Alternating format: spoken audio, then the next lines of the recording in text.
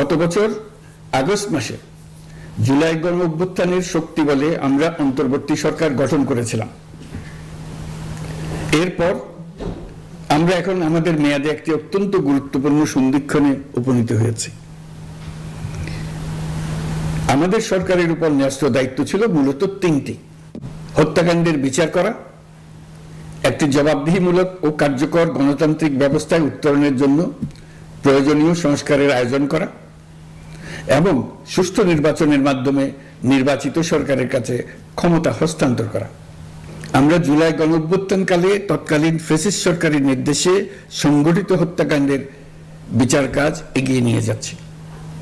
এই বিচারের উদ্দেশ্যে গঠিত আন্তর্জাতিক অপরাধ ট্রাইব্যুনাল তাদের প্রথম রায় শীঘ্রই দিতে যাচ্ছে। ট্রাইব্যুনালে আরো কয়েকটি মামলার বিচার চূড়ান্ত পর্যায়ে রয়েছে। সাধারণ ফৌজদারি আদালতগুলোতেও জুলাই হত্যাকাণ্ড সম্পর্কিত কিছু বিচার কাজ শুরু হয়েছে। আমরা একই সাথে দেশের ইতিহাসে প্রথমবারের মতো গুমের মতো নৃশংস অপরাধের বিচার কাজ শুরু করেছি।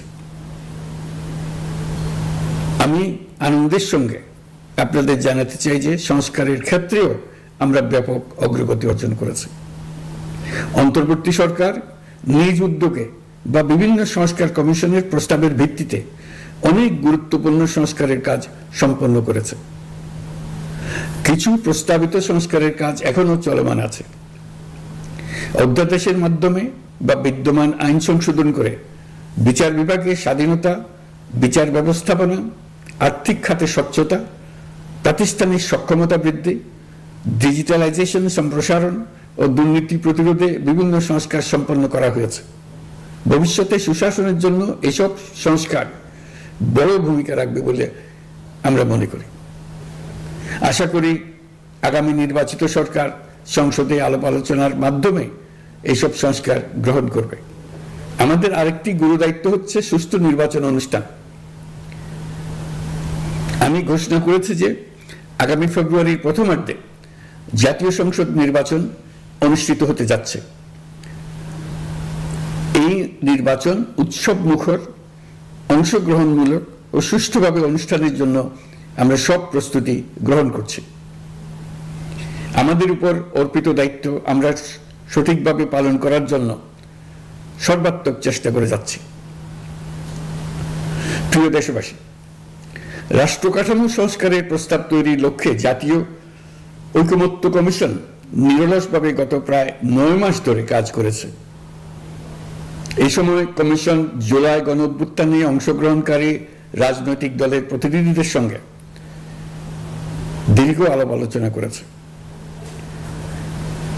অত্যন্ত সৌহার্দ্যপূর্ণ পরিবেশে ধৈর্য সহকারে রাজনৈতিক দলগুলো কমিশন কর্তৃক উত্থাপিত বিভিন্ন সংস্কার প্রস্তাব নিয়ে যুক্তিতর্ক উপস্থাপন করেছেন। মতের পার্থক্য থাকলেও তা কমিয়ে আনার চেষ্টা করেছেন। অনেক বিষয়ে ঐকমত্যে আসতে পেরেছেন। দেশবাসী সরাসরি সম্প্রচারের মাধ্যমে এই পুরো কার্যক্রম দেখতে পেরেছেন। এটি বাংলাদেশের রাজনীতির ক্ষেত্রে তো বটেই, পৃথিবীর অনেক দেশের জন্য এক অভূতপূর্ব ঘটনা। এটি ভবিষ্যৎ রাজনীতির জন্য আশাব্যঞ্জক। আমি ঐকমত্য কমিশনের সদস্যদের এবং রাজনৈতিক দলগুলোর নেতৃবৃন্দকে গণতান্ত্রিক চর্চার এই অসাধারণ আয়োজনকে সফল করার জন্য আবারও আন্তরিক ধন্যবাদ জানাচ্ছি।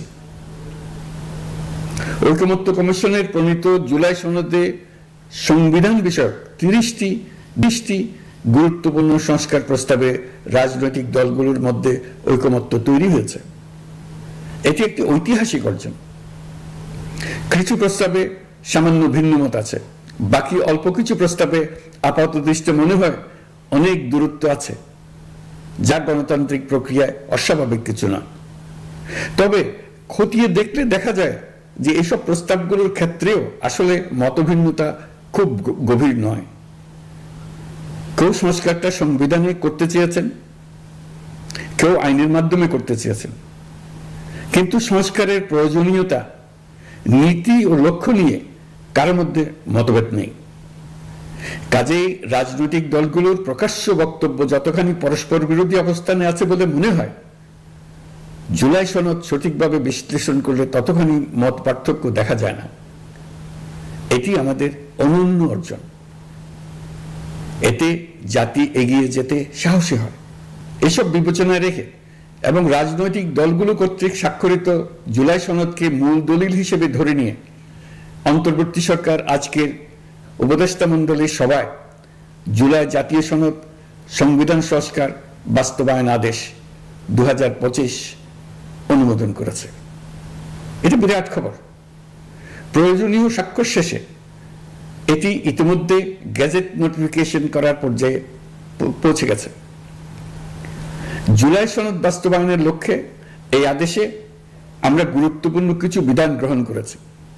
এর মধ্যে রয়েছে সনদের সংবিধান বিষয়ক সংস্কার প্রস্তাবনার উপর গণভোট অনুষ্ঠান এবং পরবর্তী সময়ে সংবিধান সংস্কার পরিষদ গঠনের সিদ্ধান্ত।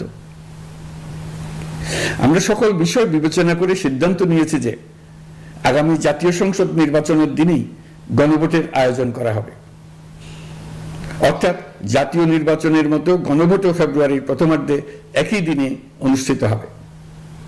এতে সংস্কারের লক্ষ্য কোনোভাবে বাধাগ্রস্ত হবে না। নির্বাচন আরো উৎসবমুখর ও সাশ্রয়ী হবে। গণভোট অনুষ্ঠানের লক্ষ্যে উপযুক্ত সময়ে প্রয়োজনীয় আইন প্রণয়ন করা হবে। জুলাই সনদের আলোকে আমরা গণভোটের ব্যালটে উপস্থাপনীয় প্রশ্নও নির্ধারণ করেছি। আমি প্রশ্নটি এখন আপনাদের সামনে পাঠ করে শোনাচ্ছি। প্রশ্নটি হবে এরকম: আপনি কি জুলাই জাতীয় সনদ সংবিধান সংস্কার বাস্তবায়ন আদেশ 2025 এবং জুলাই জাতীয় সনদের লিপিবদ্ধ সংবিধান সংস্কার সম্পর্কিত নিম্নলিখিত প্রস্তাবগুলোর প্রতি আপনার সম্মতি জ্ঞাপন করছেন? ক, নির্বাচনকালীন সময়ে তত্ত্বাবধায়ক সরকার, নির্বাচন কমিশন এবং অন্যান্য সাংবিধানিক প্রতিষ্ঠান জুলাই সনদে বর্ণিত প্রক্রিয়ার আলোকে গঠন করা হবে। খ, আগামী সংসদ হবে 2 কক্ষ বিশিষ্ট।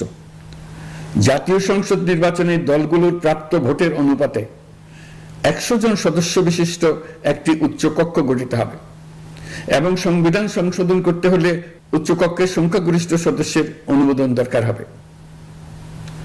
গ, সংসদে নারীর প্রতিনিধি বৃদ্ধি, বিরোধী দল থেকে ডেপুটি স্পিকার ও সংসদীয় কমিটির সভাপতি নির্বাচন, প্রধানমন্ত্রীর মেয়াদ সীমিতকরণ, রাষ্ট্রপতির ক্ষমতা বৃদ্ধি, মৌলিক অধিকার সম্প্রসারণ, বিচার বিভাগের স্বাধীনতা ও স্থানীয় সরকার সহ বিভিন্ন বিষয়ে যে 30টি প্রস্তাবে জুলাই জাতীয় সনদের রাজনৈতিক দলগুলোর ঐকমত্য হয়েছে সেগুলো বাস্তবায়নে আগামী নির্বাচনে বিজয়ী দলগুলো বাধ্য থাকবে। ঘ, জুলাই সনদে বর্ণিত অন্যান্য সংস্কার রাজনৈতিক দলগুলোর প্রতিশ্রুতি অনুসারে বাস্তবায়ন করা হবে। গণভোটের দিন এই 4টি বিষয়ের উপর একটি মাত্র প্রশ্নে আপনি হ্যাঁ বা না ভোট দিয়ে আপনার মতামত জানাবেন। গণভোটের সংখ্যাগরিষ্ঠ ভোট হ্যাঁ সূচক হলে আগামী সংসদ নির্বাচনে নির্বাচিত প্রতিনিধি নিয়ে একটি সংবিধান সংস্কার পরিষদ গঠিত হবে। এই প্রতিনিধিগণ একই সাথে জাতীয় সংসদের সদস্য হিসেবে দায়িত্ব পালন করবেন। পরিষদ তার প্রথম অধিবেশন শুরুর তারিখ হতে 180 কার্য দিবসের মধ্যে সংবিধান সংস্কার করবে। সংবিধান সংস্কার সম্পন্ন হওয়ার পর 30 কার্য দিবসের মধ্যে সংসদ নির্বাচনে প্রাপ্ত ভোটের সংখ্যানুপাতে উচ্চকক্ষ গঠন করা হবে। এর মেয়াদ হবে নিম্নকক্ষের শেষ কার্য দিবস পর্যন্ত। জুলাই সনদ বাস্তবায়নের অঙ্গীকারনামা অনুসারে সংবিধানে জুলাই জাতীয় সনদ অন্তর্ভুক্ত করার ব্যবস্থা গ্রহণ করা হবে। এটিও আজকে অনুমোদিত আদেশে উল্লেখ করা হয়েছে। প্রিয় দেশবাসী, অভ্যুত্থানের পর দায়িত্ব গ্রহণ করে অর্থনীতিকে গভীর গহ্বর থেকে উদ্ধার করা ছিল আমাদের জন্য একটা বিরাট চ্যালেঞ্জ। গত 15 মাসে আমরা সেই চ্যালেঞ্জ উতরাতে সক্ষম হয়েছে। রপ্তানি, বৈদেশিক বিনিয়োগ ও রিজার্ভ সহ অর্থনীতির সবগুলো সূচকে দেশ ইতিবাচক ধারায় ফিরেছে। লুট হয়ে যাওয়া ব্যাংকিং খাত ইতিমধ্যেই ঘুরে দাঁড়িয়েছে। মানুষের আস্থা ফিরে এসছে। ব্যাংকিং খাতকে আরো শক্তিশালী করতে নানামুখী পদক্ষেপ চলমান রয়েছে। অভ্যুত্থান পরবর্তী সময়ে বিভিন্ন দেশের বৈদেশিক বিনিয়োগ হ্রাস পেলেও বাংলাদেশে গণ অভ্যুত্থান পরবর্তী প্রথম বছরে বৈদেশিক প্রত্যক্ষ বিনিয়োগ অর্থাৎ এফডিআই 19.13% বৃদ্ধি পেয়েছে। এটি বৈশ্বিক প্রবণতার বিপরীতে এক অনন্য অর্থনৈতিক দৃষ্টান্ত স্থাপন করেছে। আগামী সপ্তাহে ডেনমার্ক ভিত্তিক মায়ার্স গ্রুপের মালিকানাধীন এপিএম টার্মিনালস বিভি এর সঙ্গে লালদিয়া কন্টেইনার টার্মিনাল প্রকল্পে 30 বছরের কনসেশন চুক্তি স্বাক্ষর হতে যাচ্ছে। এই চুক্তির আওতায় ইউরোপীয় এই কোম্পানি 550 মিলিয়ন মার্কিন ডলার বিনিয়োগ করবে। এটি এই যাবৎকালে বাংলাদেশে ইউরোপের সর্বোচ্চ একক বিনিয়োগ। লালদিয়া হবে দেশের প্রথম বিশ্বমানের গ্রিন পোর্ট।